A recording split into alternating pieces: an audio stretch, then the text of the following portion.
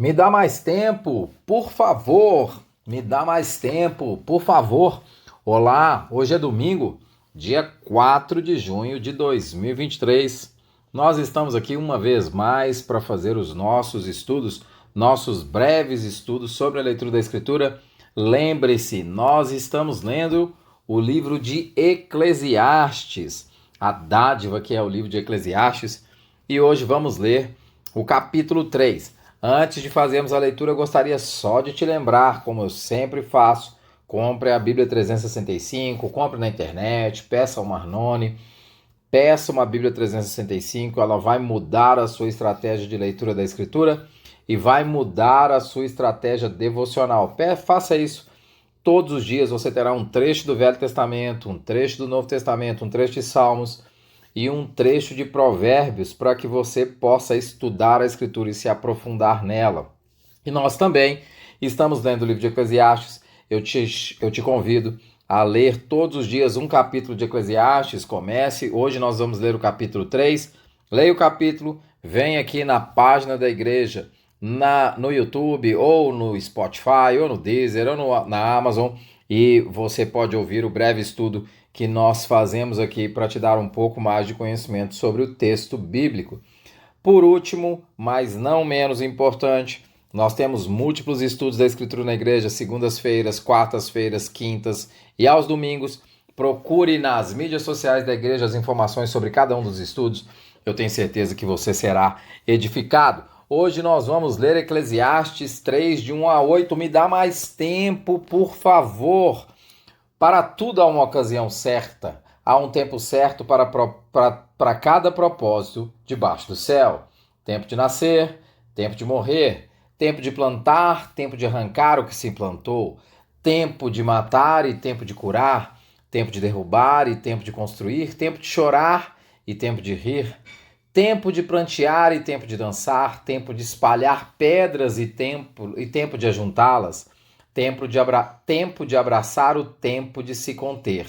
Desculpe, tempo de se abraçar e tempo de se conter. Tempo de procurar e tempo de desistir. Tempo de guardar e tempo de jogar fora. Tempo de rasgar e tempo de costurar. Tempo de calar e tempo de falar. Tempo de amar e tempo de odiar. Tempo de lutar e tempo de viver em paz. O texto é poético, o texto é talvez um dos textos mais conhecidos da Bíblia.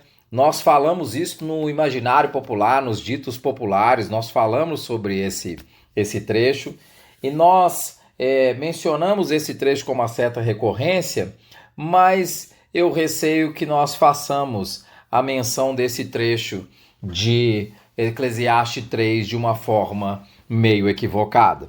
Quando eu estava lendo sobre esse trecho, quando eu estava estudando sobre ele, eu me lembrei de um sonho que me acompanha durante muitos anos da minha vida e eu sempre, de tempos em tempos e ocasiões em ocasiões, eu me lembro desse sonho.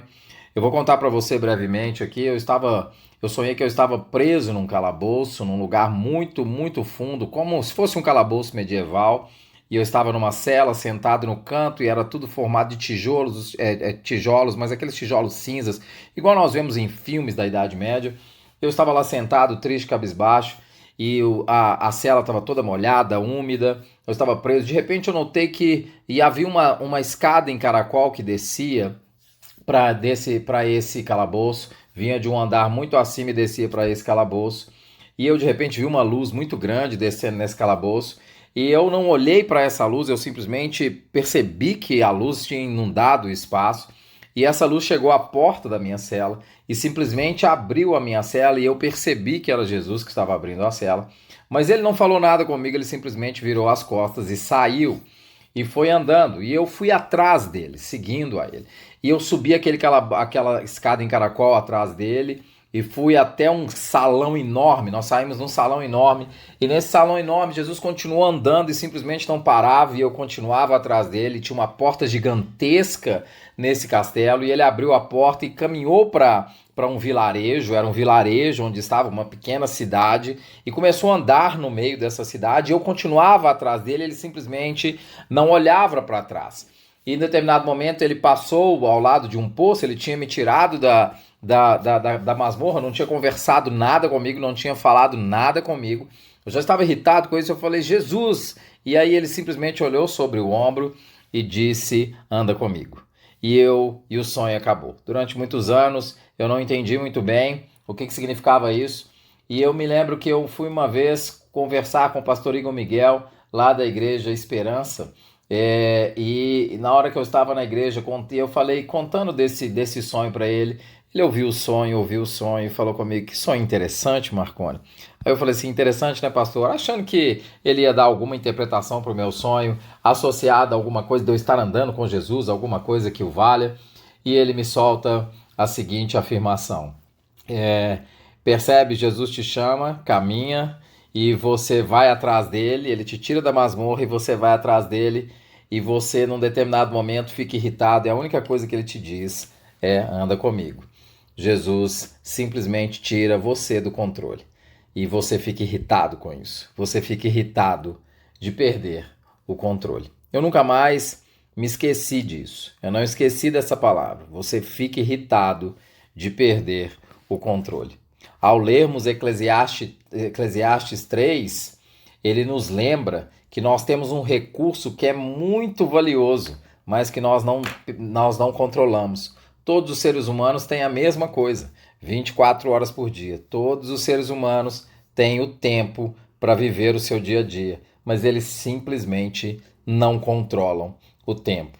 O tempo simplesmente nos lembra que quem está no controle é Deus. É Ele que controla tudo. A vida, decididamente, está nas mãos de Deus. Ao lermos os versículos 1 a 8 de uma forma errada, nós começamos a entender como se houvesse um tempo para tudo.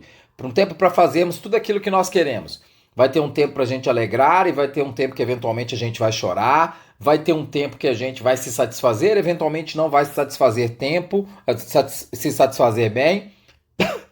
Desculpem, mas a ideia é que nós estamos no controle. Nós vamos ter tempo para tudo, para cumprir os nossos sonhos, para cumprir os nossos anseios, para realizar as nossas vontades, mas o texto não fala disso. O texto fala que tudo que está debaixo do céu é determinado por Deus. A nossa vida está contada. Salomão, depois de reclamar, Salomão, o autor de Eclesiastes, depois de reclamar e de pensar nos capítulos 1 e 2, começa a fazer uma certa reflexão sobre a ausência de controle do ser humano. Eu vou ler um trecho do livro aqui do Emílio novamente, para que a gente possa entender isso de maneira um pouco mais clara. Nas últimas sessões do livro de Eclesiastes, o pregador vem considerando as coisas debaixo do sol e buscando encontrar significado, tentando ver se aparece algo duradouro. Falou da busca de conhecimento, falou do trabalho, dos prazeres, da morte. Então chega a essas considerações sobre o tempo, sobre o que podemos fazer nessa vida. Tudo tem o seu tempo determinado e há tempo para todo propósito debaixo do céu. Mas note, presta atenção no que ele fala. A primeira coisa que entendemos é que é a sábia soberania de Deus em nos dar o tempo que temos. Ele controla e planeja a vida. Às vezes, lemos errado isso aqui. Lemos que há tempo para tudo debaixo do sol, como se fôssemos ter tempo para fazer tudo o que queremos. Mas não é isso. Tempo é escasso. Você não lerá todos os livros que quer, não visitará todos os lugares que sonha, não aprenderá todas as línguas que planeja, não dominará todas as habilidades que deseja. A ideia de que tudo tem seu tempo determinado remete à soberania de Deus, que acima do sol planeja e controla todo o universo. Um Deus que fez o mundo onde podemos perceber esse controle e descansar nessa bênção. Isso significa que há tempo apropriado para tudo. Há época, há estações para todo tipo de experiência. Há tempo para tudo, há época para todo tipo de experiência. O autor lista 14 pares de situações. Nas Escrituras, o número 7 simboliza a perfeição. Salomão parece estar mostrando a perfeição da vida e do plano de Deus para a vida por meio de 2 vezes 7 pares de situações. A cada par, ele busca cobrir todo o espectro da existência humana, não somente os extremos. É a técnica chamada de merisma, quando você menciona 2 polos em que o meio está incluso. Por exemplo, ele fala em tempo de nascer e tempo de morrer, e nisso inclui tudo que está no meio. Ele fala em plantar e colher, e nisso está contido todo o árduo processo de trabalho do lavrador. Chorar e sorrir inclui consigo as emoções humanas em toda a sua diversidade. E assim, Salomão nos dá um belo resumo do que está envolvido na vida. Deus está envolvido em cada aspecto. E para concluir, é estranho como tantos crentes não gostam da ideia de soberania divina. Ela é um lembrete de que, por detrás da cortina do espetáculo da vida, há alguém fazendo tudo funcionar.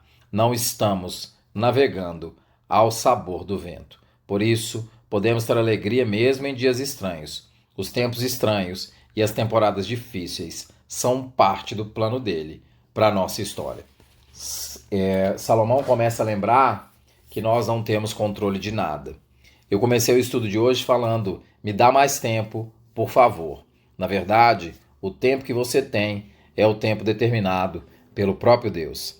É Ele quem define todas as coisas, é Ele quem define todas as estações. Salomão, depois de refletir no capítulo 1 e 2 sobre estratégias para encontrar uma vida feliz, parece, no capítulo 3, começar a fazer uma certa reflexão sobre a ausência de controle da nossa vida. No meu sonho, Jesus simplesmente falava, anda comigo. Marconi, você não está no controle. Essa é a experiência para a qual Deus nos convida. Anda comigo, você não está no controle. Tem tempo para tudo, mas quem o determina sou eu.